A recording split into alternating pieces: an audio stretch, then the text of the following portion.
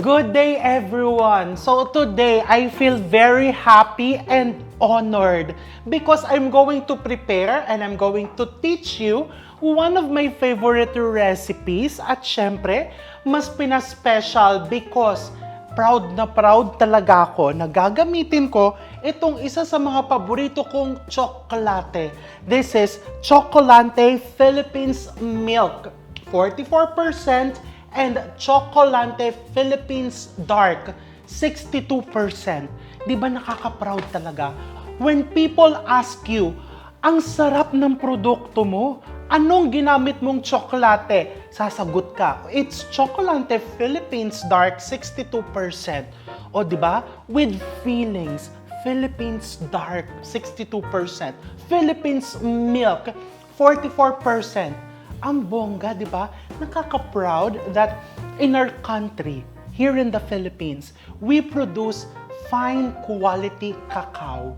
And pag pinrocess na yan of a trusted company such as Puratos, nagiging fine chocolate such as this. Hindi lang magandang pakinggan, ito ang pinakamaganda, kainin. It's so good. Natutunaw sa bibig, it's very fruity. I really like the flavor. And kapag ang tsokolate, masarap kainin, masarap din niyang gamitin para sa mga paborito nating produkto. So today, I'm going to prepare bibingka cheesecake with Puratos Chocolante Dark and Puratos Chocolante Milk.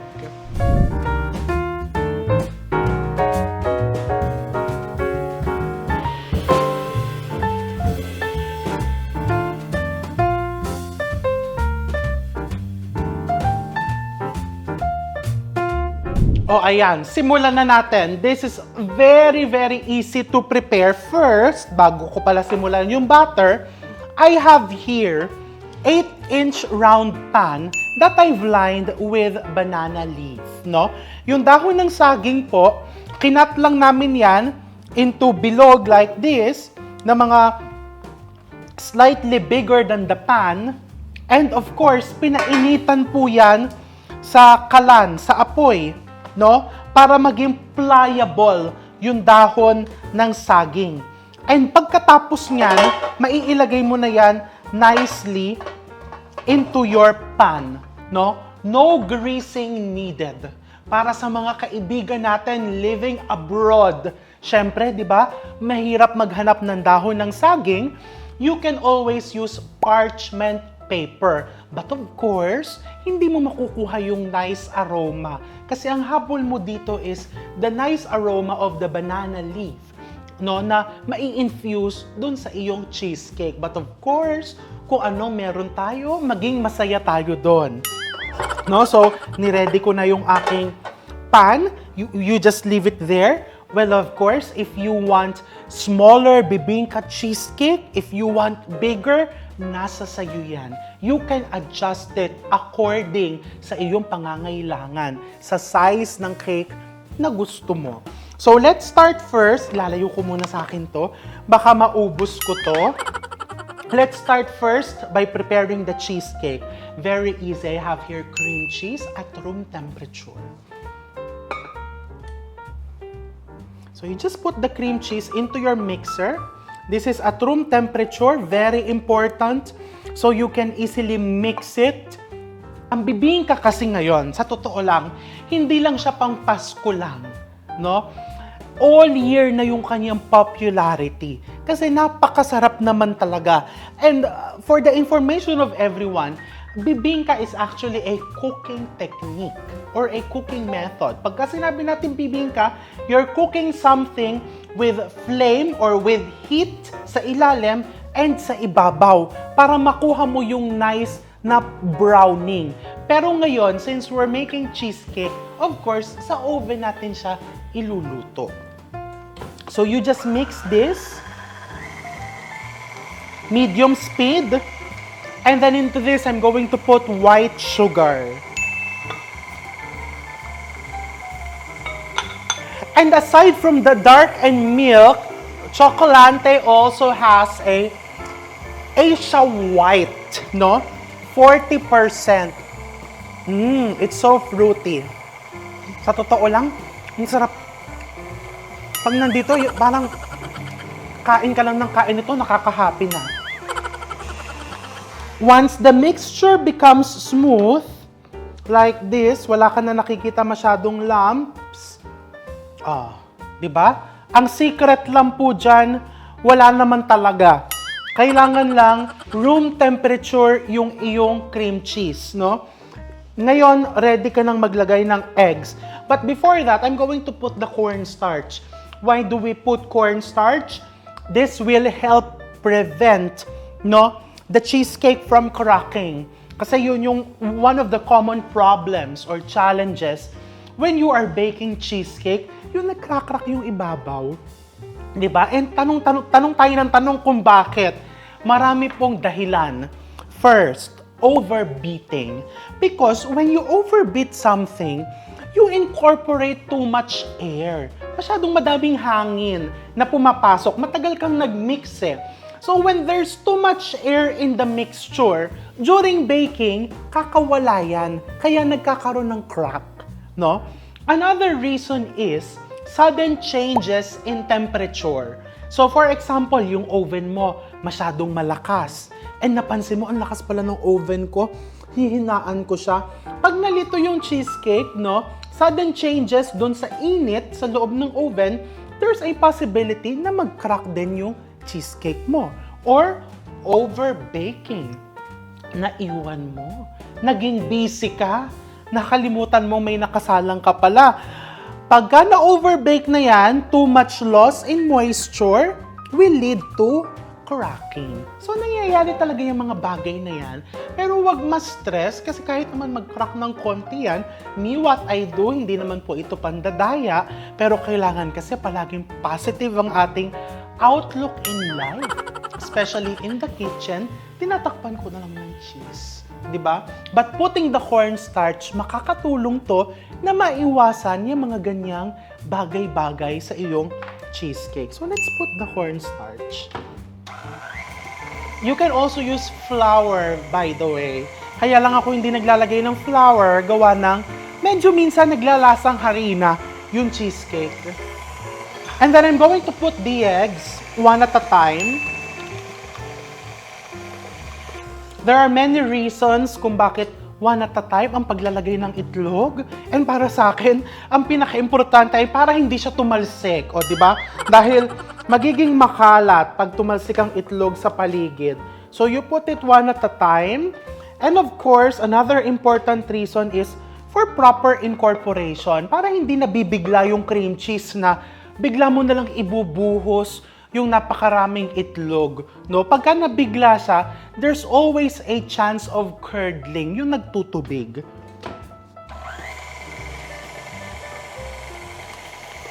Oh, yan. So, one at a time, gradual lang. When making cheesecakes, in life, in relationships, mabuti yung sigurado ka. So, dahan-dahan lang, huwag mong bibiglain, okay? So, yan ang napaka-importante.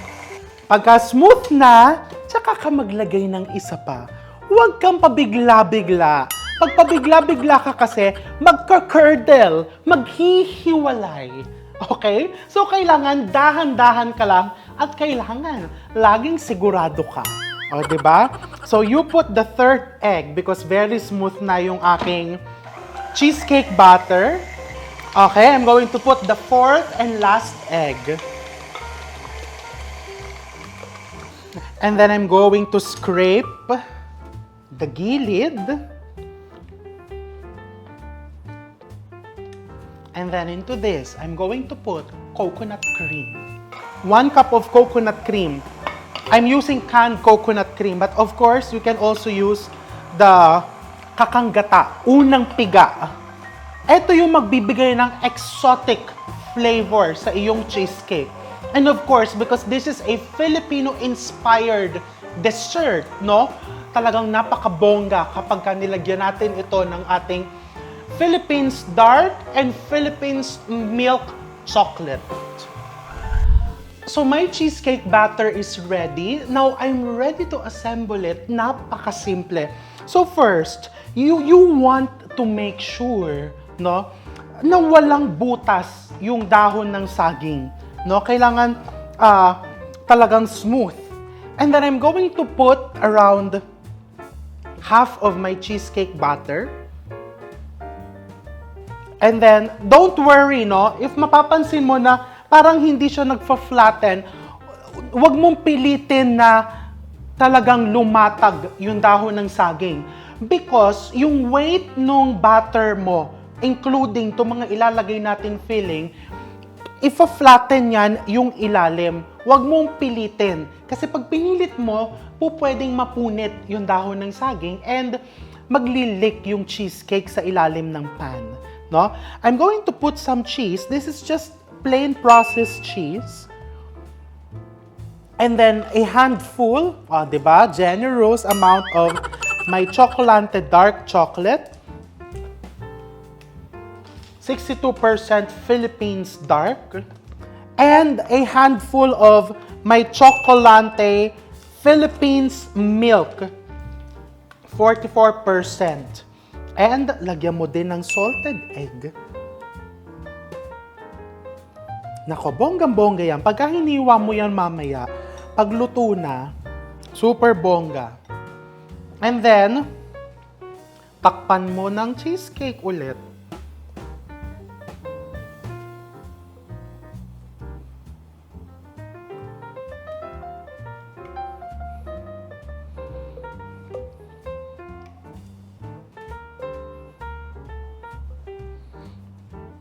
And then, you put more toppings. I'm going to put salted egg.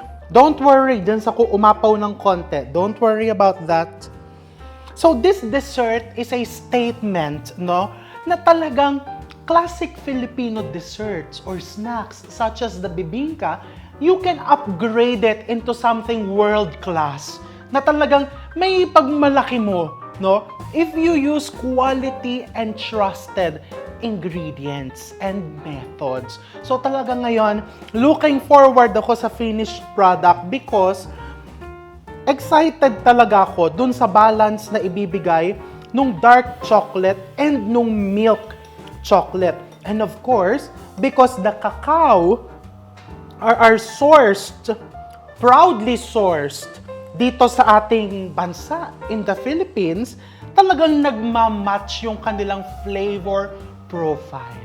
O diba, pwede mong tawagin Philippine bibingka. O diba, cheesecake bibingka, nakaka-proud. And then, you put more of your Chocolante.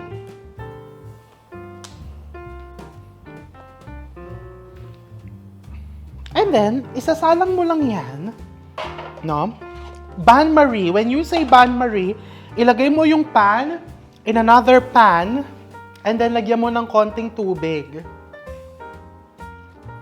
And then, you're going to bake it in a preheated 300 degrees Fahrenheit oven for around 1.5 hours. No? Ganun lang kadali. Isalang mo lang for 1.5 oras, bain-marie at 300 degrees Fahrenheit. Preheated 300 degrees Fahrenheit oven. Binabain-marie natin so that as you bake it, it will produce steam, napapanatili mong smooth and moist yung iyong cheesecake.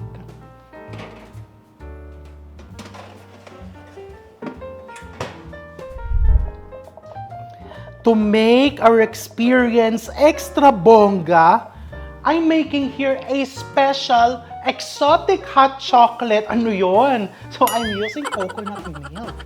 So I have here gata, no? And ito yung lalagyan ko ng chocolate, no? To give it that nice, medyo kakaiba. Pero kung gusto mong classic, you can just always use fresh milk. Ngayon, gusto ko yung medyo adventurous naman. Para, alam mo yun, medyo kakaiba. So, I'm just heating some coconut milk. Kaya umuusok na yan. And then, I'm just going to combine. I'm going to turn off the flame now. Just going to combine the Chocolante Dark and Chocolante Milk.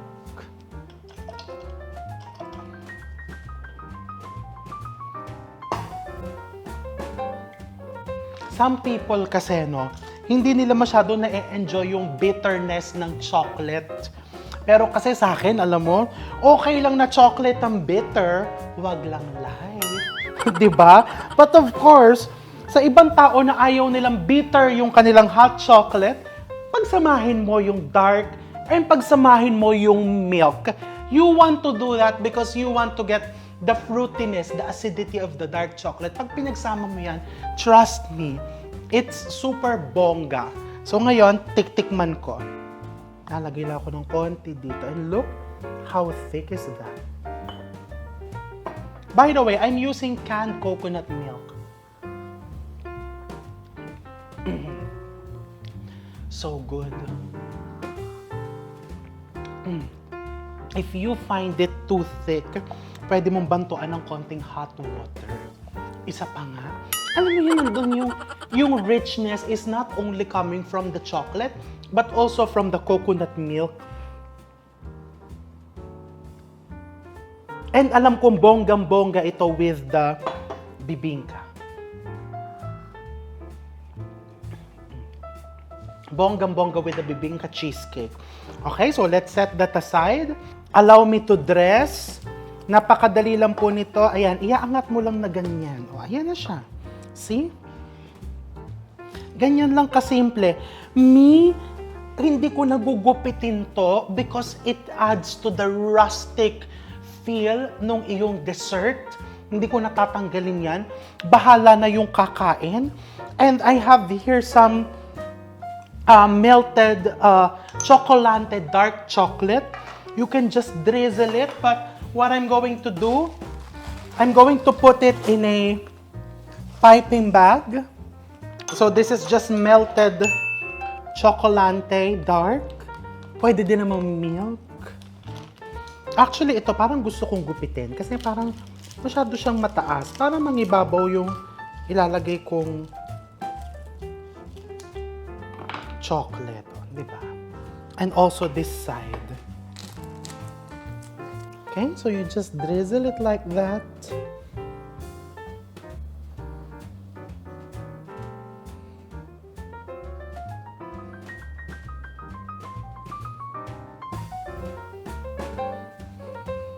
Oh, di ba? Super bongga na, but of course, mas pabobonggahin pa natin. Let's put some, this is just grated queso de bola. And then pwede mo siyang, you can put more chocolate on top if you want. And then look at this beautiful, di ba? Para talagang sinukat talaga siya dito. Oh, look at this beautiful container. By the way, no, I forgot to tell you, it's very important that your cheesecake is chilled bago mo siya galaw-galawin, no? And before you eat it. Kailangan it's been totally chilled for at least 12 to 24 hours para din mag-develop yung kanyang flavors and mag-set yung pinaka-cheesecake. Yung texture is talagang mag-i-improve if you let it rest for 12 to 24 hours. So look how bongga is this. The bibingka cheesecake with chocolate. Diba? Ang bongga-bongga. Parang, and ang bango-bango. And of course, hindi lang nakaka-proud ang lasa nito, ang texture nito, at ang pangalan nito. Mas magiging proud ka because chocolate is part of the cacao trays. Ibig sabihin yan, it's a win-win situation. Hindi lang tayo at ang mga customers natin ang masayang-masaya dahil sa masarap na produkto, super happy din po ang mga cacao farmers because chocolate is proudly part of the cacao trays. So talagang very sustainable and talagang pinapakita nila ang pagmamahal sa mga cacao farmers. Hindi lang dito sa Pilipinas, but worldwide. So this is really a product that we should be proud of and talagang proud na proud akong ginagamit ko to today. So I'm looking forward. Gusto ko nang hiwain itong cheesecake na to. Hiwain na natin and gusto ko na siyang kainin with hot chocolate.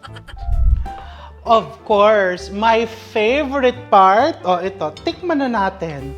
Hiniwa ko na po yan, look. No? So the perfect layers of cheesecake, the chocolate, and yung mga pinaglalagay nating fillings. Tikman natin.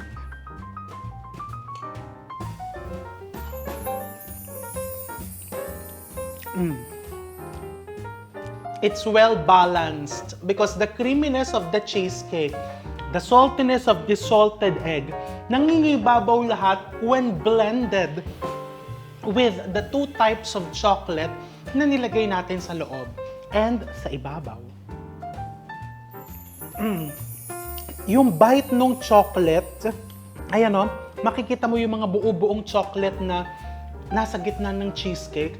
When chilled, no, tumitigas yung chocolate, it really gives that nice texture. If I may say, premium texture because of course, Chocolante is a couverture chocolate. It's a pure chocolate made with the finest ingredients and of course, dahil ang manufacturer po nito ay Puratos.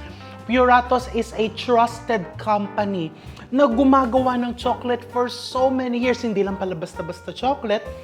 One of the best chocolates you can imagine. So, yung kanyang texture, very smooth, na nagko-complement talaga dun sa smooth consistency ng cheesecake. And alam mo yung lasang-lasa ko siyang, lasang Philippines. O, di ba? Yun ang pinaka-importante dito. Yung lasang magiging proud na proud talaga tayo at proud na proud ang mga makakatikim.